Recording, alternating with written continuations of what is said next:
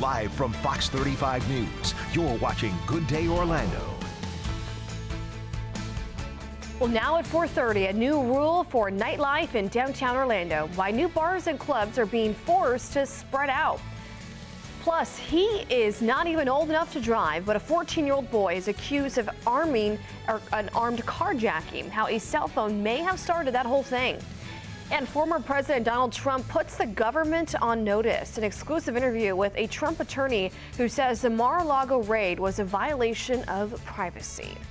Welcome back, everybody. It is 4:30 on this Tuesday morning. Thanks for waking up early with us. I'm Deborah Choe. Let's get right over to Fox 35 Storm Team meteorologist Brooks Gardner. Hi, Brooks. How's it going? Good morning, Deborah. Well, it is hot. It is sweaty. It is a typical mid-August day. We're looking at dark skies over the area. Of course, the sun has yet to rise, and while radar is quiet over Florida, once you get east of the peninsula out into the open Atlantic, there are some thunderstorms. So if you're looking east or you're driving down the roadway eastbound, you may see on the horizon some flashing of clouds, and that is from those storms that are out to sea. You can see about 100 miles or so as far as storms go when they're really tall like that, so 60 miles offshore is pretty obvious to see. You're probably going to see it lighting up there. All right, as far as the forecast goes today, once the sun rises and the landscape lights up, we'll get up to about 78 degrees at 6, 80 by 8, and 88 by 10. It is going to be one of those days where it is a sweaty start to the day and it heats up fast. Like yesterday, we've got a lot of humidity out there.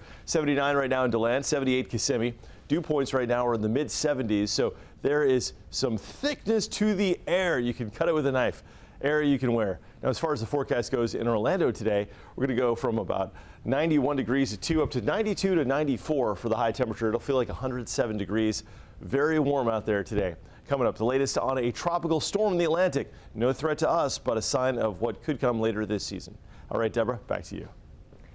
All right, thanks, Brooks. Well, happening today, the man accused of killing a Daytona Beach jewelry store owner is expected to be arraigned in court. Police say 83-year-old John Krager shot and killed the owner of Volusia Gold and Diamond. The owner reportedly yelled, "Get this guy out of my store." And that's when police believe Krager opened fire. The store owner's son reportedly ran out with his own gun and shot Krager. He didn't show up in court for his first appearance last month because the suspect was in the hospital. Well, the city of Orlando is now officially going to restrict where new bars and nightclubs can operate in downtown. The law says that nightclubs must be at least 300 feet apart. Fox 35's Kelsey Cairns looks at what led up to that decision.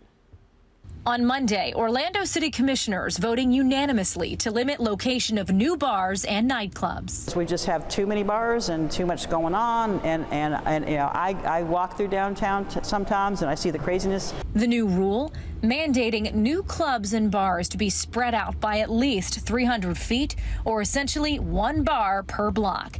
The idea here is to make downtown Orlando safer for everyone. We need to get this situation under control, and it's not that we don't want people to have a good time. Commissioner Sheehan also adding that the goal is to promote a more family-friendly environment. They have Disney Springs, they have that entire area. Downtown has always been the safe space for the adults to go out to enjoy themselves. The dozens of nightclubs and bars already here are grandfathered in, meaning they won't have to pick up and move 300 feet to remain in business. However, should a current bar or nightclub try to expand, it won't be allowed.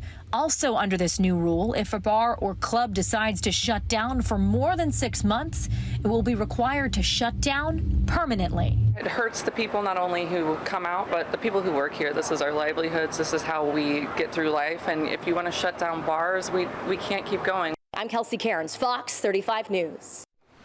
Well, an update now to a double shooting in Sanford over the weekend. The suspect turned himself in to Winter Haven police. Santana Sutton is accused of shooting his ex-girlfriend and another man after an argument. Both victims were rushed to the hospital. No word yet, though, on their condition. Well, the time now is 4:34, and new details now. No criminal charges will be filed against the 6 Orlando police officers involved in a deadly shooting last year. 28-year-old Dayton Veal was shot and killed by officers last August after a standoff with police at a hotel in the tourist district. Investigators say Veal shot 2 officers during a traffic stop, then left the scene and then ended up at the hotel on Caravan Court. A grand jury cleared the officers of any wrongdoing. Well, developing now, a 14-year-old boy in Ocala is accused of carjacking a man at gunpoint. Deputies say he did it because he was mad that his mom took his phone away. Fox 35's Manny Martinez brings us a timeline of what happened. Keep coming back.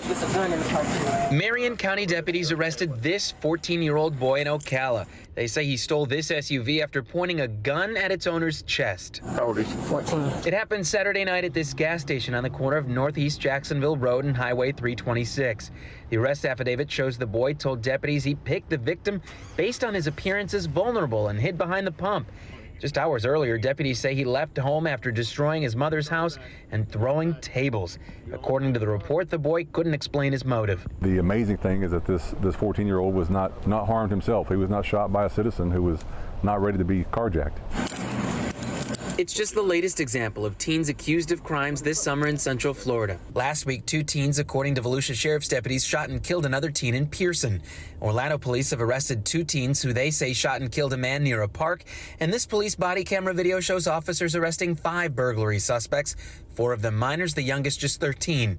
According to the latest state data, youth arrests are down 20% overall since 2019, but there has been a steady increase each of the past 2 years. The Marion County Sheriff's Office says it has a team dedicated to identifying at-risk kids. We want to step in before this child is the next school shooter, before they're the next person trying to carjack a vehicle at 10:30 at night at a gas station. We want to try to find that. Are we 100% successful? Never will be. But the effort has to be made, and if we're not making that effort here, then we're failing these children. Manny Martinez, Fox 35 News. Well, a woman in Orange County survived a traumatic crash thanks to a blood transfusion program. On Monday, she was able to thank the rescue crews that actually saved her life. The crash happened back in May along State Road 417 in Orange County. 25-year-old Ashley Elliott was trapped inside her car and pinned against a guardrail. She suffered multiple broken bones and her bladder bursted. She needed a blood transfusion in the ambulance before she even arrived to the hospital. Now, this was all made possible by a newly implemented pre-hospital whole blood program. This allows EMS crews to provide blood transfusions to trauma patients in the field. I'm super happy that I'm here today. I'm even happier that you guys passed this program like literally 2 months before my accident, because otherwise I'm not sure that I would even be here talking to you guys. So thank you again. I really appreciate it so much. Glad to see you're doing great. Well, the paramedics say since March, this program has given 52 patients 68 units of blood. 35 of those patients have been discharged. 4 of them are still in the hospital. Well, gas prices in Florida have dropped 14 cents in the past week. AAA says that is due to, in part, because of Hurricane Debbie having little effect on oil production in the Gulf of Mexico. Floridians are now paying an average of $3.32 a gallon for regular. Drivers got some relief at the pump last week thanks to big drops in the price of crude oil. Based on the movements in oil prices right now, they're still low from where they were about a month ago, but they are regaining some strength. So it wouldn't be a surprise to see gas prices increase somewhat. Now, the most expensive gas in Florida is being sold in the West Palm Beach area. The cheapest gas in the state can be found in the Panhandle. Well, with students back in school, law enforcement is sending a warning to be extra aware on the roads with the additional traffic. Monday morning, an Alachua County school bus was involved in a crash. Florida Highway Patrol says the crash happened on County Road 241. Now, according to the report, a pickup truck was entering the intersection when it collided with the bus. The driver of that truck was taken to the hospital with serious injuries. A bus aide had minor injuries, but none of the students on board were hurt.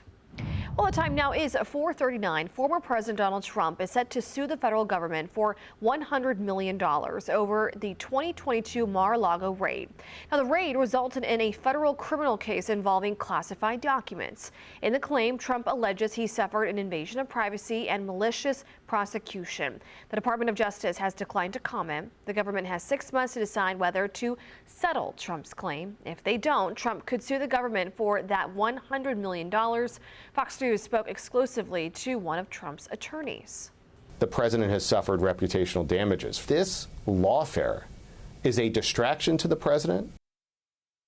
Now, even though the Florida documents case was thrown out, the FBI has made a point to protect classified documents. President Joe Biden faced similar classified document searches, but a special report concluded criminal charges were not warranted there.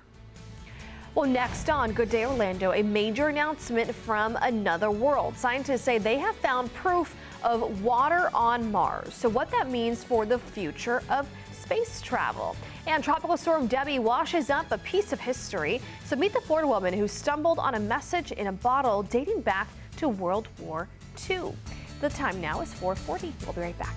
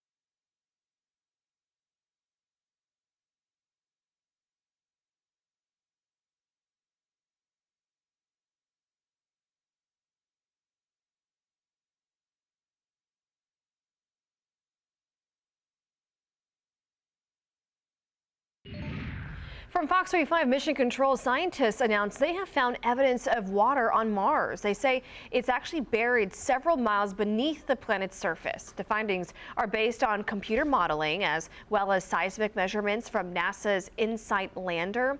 Before it shut down about 2 years ago, the spacecraft detected more than 1,300 Mars quakes. That's a reference of the shaking of the surface or the interior of the planet, much like an earthquake, basically. Scientists believe water could be 7 to 12 miles down in the Martian crust. Well, across Florida, Hurricane Debbie uncovered a long-lost message from World War II. A woman picking up trash found the letter in a bottle that is about 80 years old. Fox 35's Ariel Placencia tells us what that said. Bayshore Drive in Safety Harbor is no longer flooded from Tropical Storm Debbie. But last week, there was plenty of debris left behind. And then I'm like, I cannot enjoy my walk. It was driving me crazy with all the trash. Suzanne Flement-Smith keeps trash bags in her car. After all, this isn't the first time she's cleaned up around the community. It is, however, the first time she's ever found something like this. It was a fairly big bottle. And after breaking the bottle to carefully pull out the letter, I think it was wrapped in the bottle like that. So then I kind of opened it, and then I think I was like, what? Dated March 4th, 1945. Dear Lee, received your letter yesterday. The message was written on U.S. Navy letterhead during World War II. I'm going to school again, radio school. Some of the cursive writing is faded, but it appears to be two buddies. They have a bar and they have pretty good beer. Catching up on their daily lives. But we'll write again tomorrow. Be all Navy, your pal, Jim. Or Chris, not sure.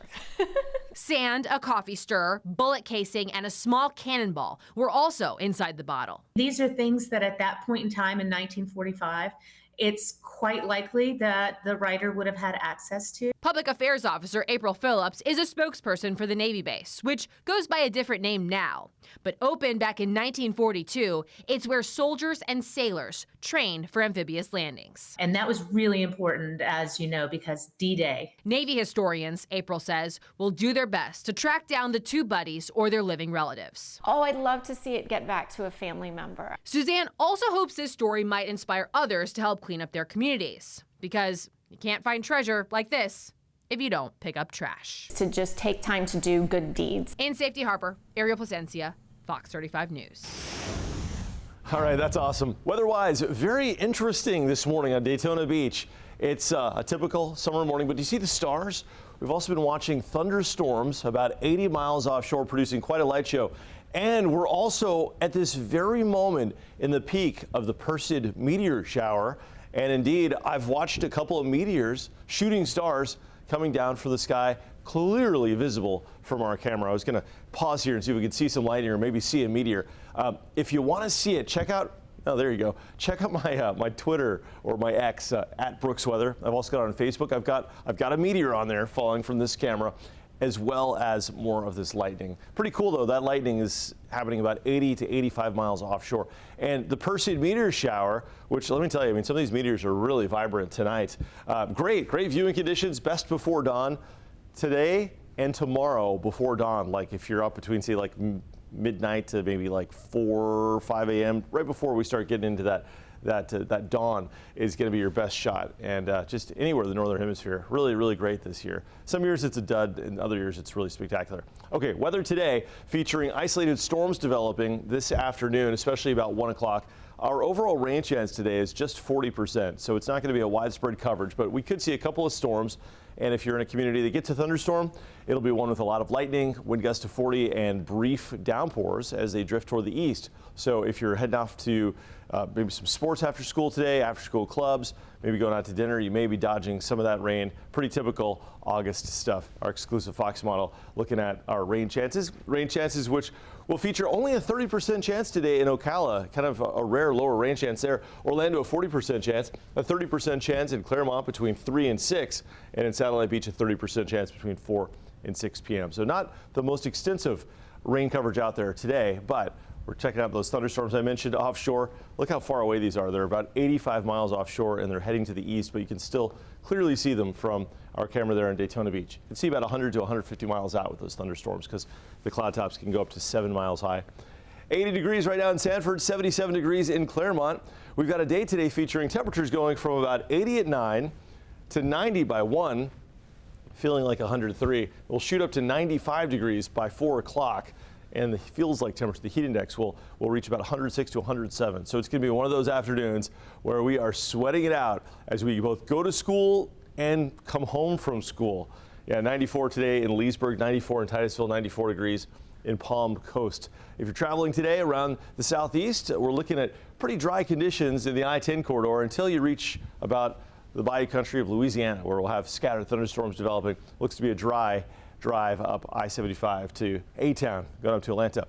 All right, check it out. We've got Ernesto out there, a tropical storm heading toward Puerto Rico, St. Croix, the British Virgin Islands, U.S. Virgin Islands. It'll be there as a rainmaker through the day tomorrow. Not much of a wind maker, winds of 40 miles an hour. This is also tracking very quickly to the west at 20 miles an hour. Typically, these go about 10 to 12 miles per hour, and even that's considered a good clip. Now, it is also expected to make the turn as it strengthens into a Category 2 hurricane, potentially impacting Bermuda this weekend as a Cat 2, maybe up to a Cat 3. But regardless, it stays over 850 miles to our east.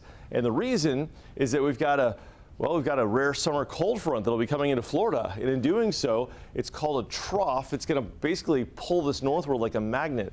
You see that blue dip on the map? That's the trough in the upper levels of the atmosphere.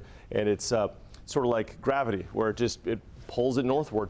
That said, the trough's also going to bring down some drier air for the weekend, and it's not going to be necessarily cooler, but it will be a weekend likely free of storms for both Friday and Saturday, which is pretty rare. We usually don't get into cold fronts like this or troughs like this that are so amplified until October. Now, the system will be riding between two areas of high pressure, the Bermuda high to the east and a big upper level high to the west, and so that will steer Ernesto safely out of our region. We are going to see some waves developing though late this week. So while we won't have direct impacts, we'll see our beach conditions becoming dangerous toward this weekend with a big swell up to 6 to 8 feet and a high risk for rip currents. A 40 to 50% chance for rain for the next couple of days, a break in the action Friday and Saturday, and then back to the storms next week. All right, let's talk about our Skyfox traffic this morning. Everything on the roadways looks clear, so let's take a look at our drive times and some of the typically notorious spots. This one is Champions Gate to downtown. It is a 22-minute ride right now, and traffic looks to be moving just fine. But we'll see those brake lights coming on inside of the next hour.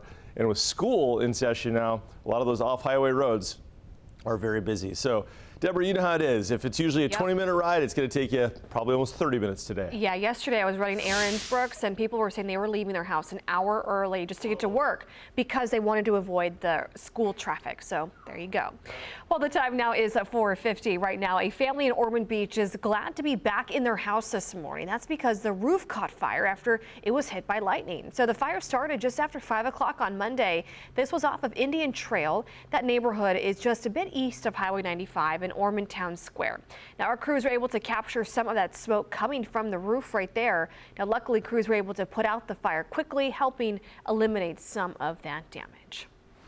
Well, we love Florida, and it appears that most people do too. Wallet Hub released a list of the best states in which to live, and Florida came in at number 2. The survey included factors like housing cost, income growth, education rate to decide which states were the best. Now, Florida scored the number 2 spot because of low unemployment rates and low taxes.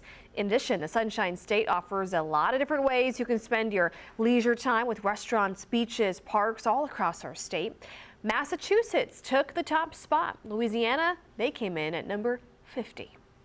Well, coming up next on Good Day Orlando, the presidential race is heating up, and it could have a big impact on other down ballot races. We're going to tell you how the balance of power could change come November. The time now is 4:52 on this Tuesday morning. Good Day Orlando. We'll be right back.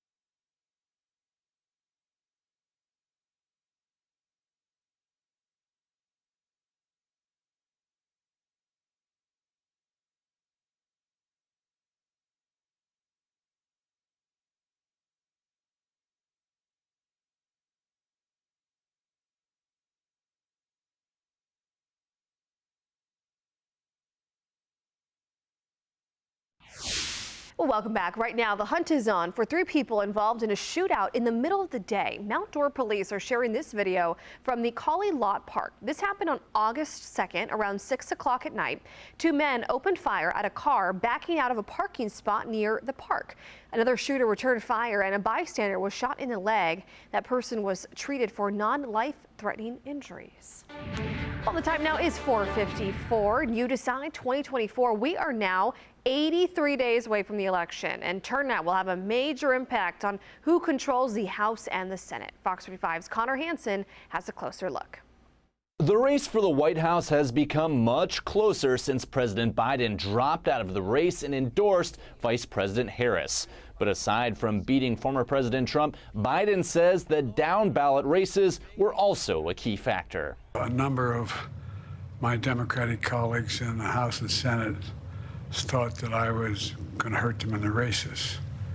And I was concerned if I stayed in the race, that would be the topic you'd be interviewing me about. In the House, Republicans hope to expand their slim majority, while Democrats believe they have to win it back. You're sitting at a 5-seat majority. If you add 5 more seats, you know how much easier that is to govern than just a 5-seat? We're going to win control of the House of Representatives as long as we continue to communicate both the things that we've gotten done for the American people around infrastructure and public safety and lowering health care costs and bring domestic jobs back home to the United States of America. In the Senate, the presidential election is expected to have a heavy influence on the 34 contested seats, and whether voters stick with the top of the ticket on their congressional ballot could make the difference. Fox News Power Rankings currently show 47 Senate seats going to Democrats and 50 going Republican, with toss-ups in Montana, Nevada, and Ohio. 51 are needed for a majority, though the vice president can break ties. Tuesday, 4 states will have their primaries. No major upsets are expected. In New York, Connor Hansen, Fox 35 News. Connor, thank you. Well, good day. Orlando is just getting started. Ryan and Danielle and Brooks will all join us for the 5 o'clock hour. All of that starts right after the break.